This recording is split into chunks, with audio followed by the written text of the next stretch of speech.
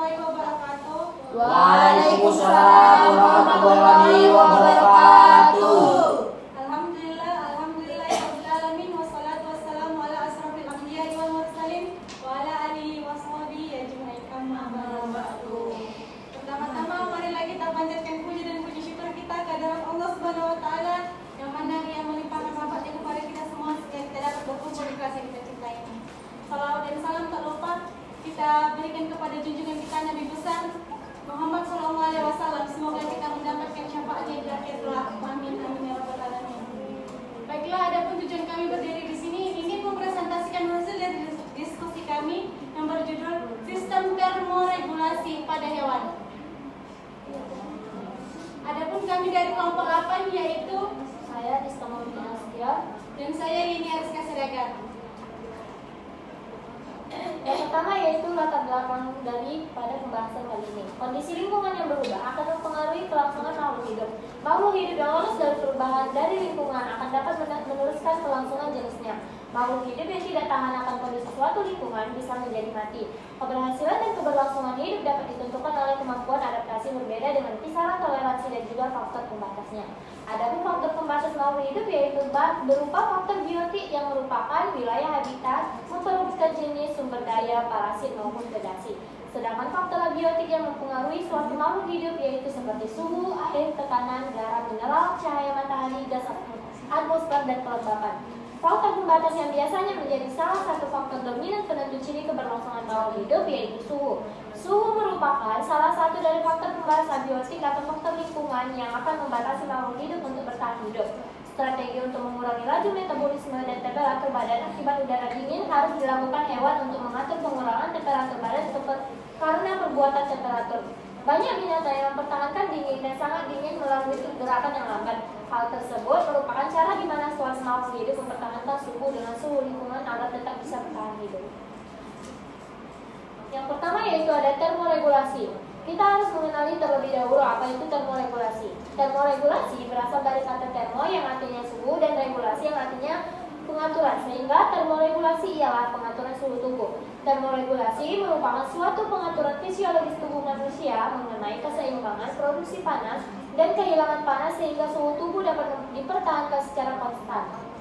Keseimbangan suhu tubuh diregulasi oleh mekanisme fisiologis dan perilaku agar suhu tubuh tetap konstan dan berada dalam batasan normal. Hubungan antara produksi panas dan pengeluaran panas harus dipertahankan.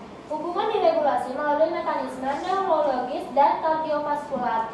Termoregulasi diatur oleh hipotalamus. Hipotalamus terletak antara hemisfer cerebral mengontrol suhu tubuh sebagaimana kerja termostat dalam rumah. Hipotalamus sendiri merasakan perubahan ringan pada suhu tubuh. Hipotalamus anterior mengontrol pengeluaran panas dan hipotalamus posterior mengontrol produksi panas. Yang kedua yaitu pentingnya suhu tubuh yang stabil pada hewan. Mengapa sih penting suhu tubuh yang stabil pada hewan? Suhu tubuh harus dipertahankan terhadap stabil karena suhu tubuh yang konstan atau tidak banyak berubah sangat dibutuhkan hewan karena beberapa alasan. Yang pertama yaitu beralasan perubahan suhu dapat mempengaruhi konformasi protein dan aktivitas enzim. Apabila aktivitas sel terganggu, dengan demikian perubahan suhu dalam tubuh hewan akan mempengaruhi kecepatan reaksi metabolisme dalam sel. Yang kedua yaitu perubahan suhu terhadap tubuh berpengaruh terhadap energi kinetik yang dimiliki oleh setiap molekul zat sehingga peningkatan suhu tubuh akan memberikan peluang yang lebih besar kepada beberapa partikel zat untuk saling bertumbukan. Hal ini mendorong terjadinya berbagai reaksi penting dan mungkin meningkatkan kecepatannya. Jadi peningkatan suhu tubuh hewan dapat meningkatkan laju reaksi dalam sel. Meskipun begitu, jika peningkatan laju reaksi terjadi secara tidak terkendali, maka hal itu akan merugikan hewan itu sendiri. Selanjutnya yaitu ada termoregulasi ektotermik. Termoregulasi ini dibedakan ada 4. Yang pertama kita bahas dulu termoregulasi ektotermik dan endotermik. Yang pertama yaitu termoregulasi ektotermik. Termoregulasi ektoterm merupakan hewan yang suhu tubuhnya dipengaruhi oleh suhu lingkungan sekitarnya. Perolehan panas tubuh pada hewan ektoterm tergantung pada berbagai sumber panas di lingkungan luar. Masalah yang dihadapi oleh hewan ektoterm tidak sama tergantung pada jenis habitatnya. Yang pertama yaitu adalah termoregulasi pada ektotermi akuatik atau perairan. Suhu tubuh pada lingkungan akuatik relatif stabil sehingga hewan yang hidup di dalamnya tidak mengalami permasalahan suhu lingkungan yang rumit. Dalam lingkungan akuatik, hewan tidak memungkinkan melepaskan panas tubuh dengan cara evaporasi. Pelepasan panas dari tubuh hewani atau ikan yang sering hewan terutama ikan yang sering berada di perairan terutama terjadi melalui insang. Beberapa jenis ikan seperti ikan hiu dan tuna telah memiliki kemampuan untuk mempertahankan adanya perbedaan suhu antara suhu bagian tubuh yang lain. Termoregulasi pada ektotermik pada akuatik ini seringkali menggunakan namanya heat exchanger atau dia pergantian panas, mesin gas pergantian panas. Yang biasanya menggunakan itu biasanya dia peternakan tuna ataupun ikan-ikan yang besar itu supaya suhu tubuh dalam habitat ikan tuna ini dapat mengkondisikan dengan lingkungan aslinya seperti di laut. Yang kedua yaitu ada termoregulasi pada ektotermik terestrial. Berbeda dengan lingkungan akuatik, suhu di lingkungan terestrial selalu berubah dengan variasi yang cukup besar. Perubahan suhu ini sangat mudah kita rasakan, misalnya dengan membandingkan suhu udara pada siang hari dan malam hari. Jika pada siang hari itu suhunya panas dan jika malam hari itu suhunya dingin. Cara terpenting yang dilakukan oleh hewan ektotermik terestrial untuk memperoleh panas ialah dengan menyerup panas atau radiasi matahari. Hewan dapat meningkatkan penyerapan panas matahari dengan cara mengubah warna permukaan tubuhnya dan menghadapkan tubuhnya ke arah matahari, seperti belalang di rumput atau belalang hijau dan kumbang. Vertebrata ektoterm, contohnya seperti kadal, juga melakukan hal yang serupa dengan belalang dan kumbang, yaitu berjemur untuk menyerap radiasi matahari. Yang ketiga yaitu ada adaptasi ektotermik terhadap suhu yang ekstrim. Suhu yang ekstrim di sini dia ada dibedakan semisalnya dia suhu panas yang terlalu panas dan suhu dingin yang terlalu dingin. Cara adaptasi hewan ektotermik terhadap suhu yang sangat dingin dan sangat panas itu ada perbedaan. Yang pertama yaitu adaptasi suhu yang sangat panas, meningkatkan laju pendinginan dengan penguapan dari kulit bagi hewan yang berkulit lembab seperti cacing, atau berkeringat bagi hewan yang memiliki kelenjar keringat dan melalui saluran pernapasan bagi hewan. Yang kedua yaitu ada mengubah kerja metabolik agar dapat bekerja pada suhu yang tinggi seperti pada reptil yang ada di gurun.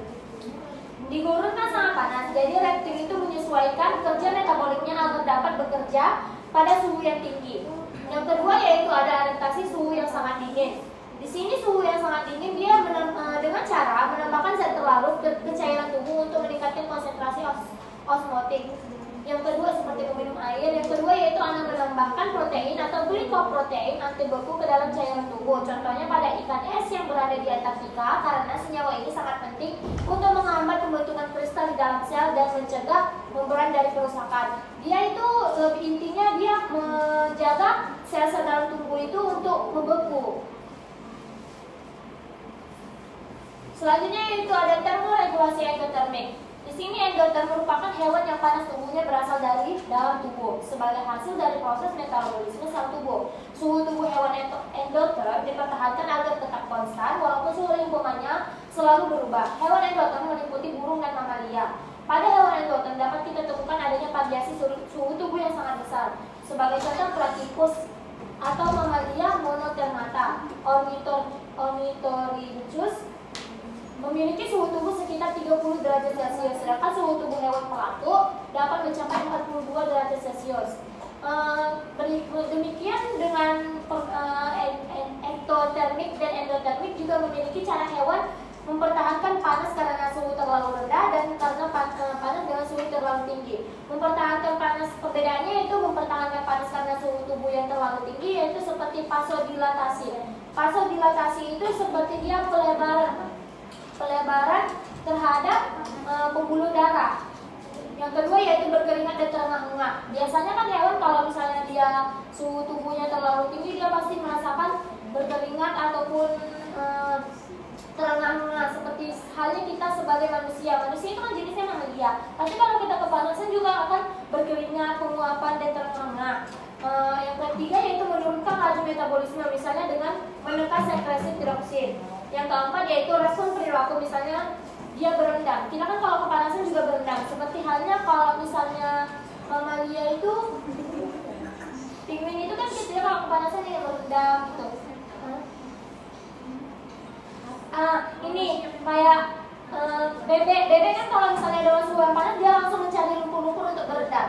Yang selanjutnya yaitu ada mempertahankan produksi panas karena suhu tubuh yang terlalu rendah. yaitu perbedaannya dengan vasodilatasi dengan vasokonstriksi, yaitu sedangkan vasodilatasi tadi dia perlebaran pembuluh darah dan vasokonstriksi ini adalah penyempitan pembuluh darah. Yang kedua yaitu menegakkan rambut dan menggigil.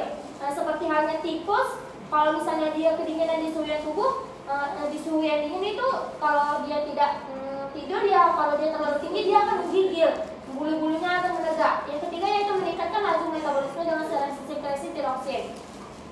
Yang keempat yaitu respon perilaku, misalnya menggosok-gosokkan bagian tubuh. Seperti halnya kita jika misalnya kedinginan, kita pasti akan menggosok-gosokkan telapak tangan, kedua telapak tangan akan terasa hangat. Selanjutnya dilanjutkan oleh teman saya yaitu ini. Adapun pembahasannya yaitu poikilothermik dan homotermik.